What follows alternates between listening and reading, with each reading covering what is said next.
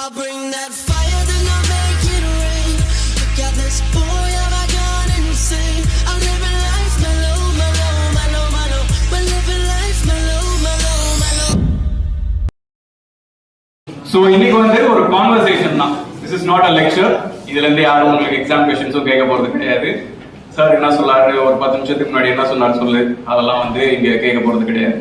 So this is a conversation. Be free, interact with me, and this is only for you to develop yourself, not anything else. Not anything else. Okay? How many of you feel excited? Can you get a thumbs up? Okay, good, good. Sorry, double la கொடுத்தீங்க. Thanks. அதிகமான opportunities போன்னு நீங்க நினைக்கிறீங்க.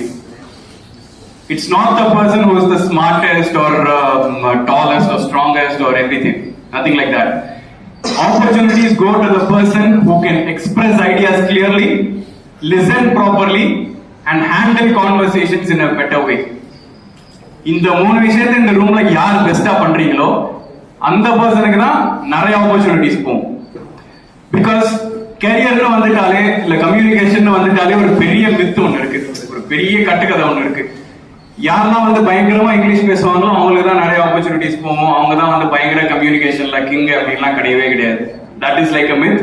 அந்த மாதிரி உங்க mind set இருந்துச்சுன்னா அதை மட்டும் இக்னோர் பண்ணிடுங்க. It doesn't matter. நீங்க எவ்வளவு ஸ்டைலா இங்கிலீஷ் பேசுறீங்கன்றா இங்க மேட்டரே கிடையாது. இங்க திங்க் அபவுட் இட்.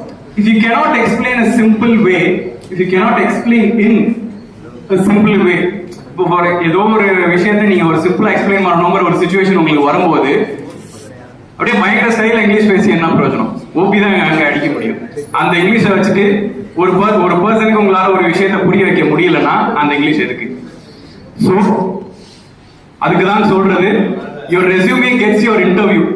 அந்த இன்டர்வியூலுக்கு போய் உங்களை உட்கார வச்சிடும். பட் அந்த ரெஸ்யூமேல இருந்து ஏதாவது கேள்வி கேட்கும் போது உங்களால எதுவுமே சொல்ல முடியல, அதுல இருந்து உங்களுக்கு கிளியரா ஆர்டிகுலேட் பண்ணி பேச முடியல அப்படின்னா your English doesn't help you. English is just a language. It is not a skill or something like that. அதை நீங்க எப்போ வேணா இம்ப்ரூவ் பண்ணிக்கலாம். But only when you focus on making people feel understood, அந்த இங்கிலீஷ் ஆட்டோமேட்டிக்கா உங்களை follow பண்ணி வந்துடும்.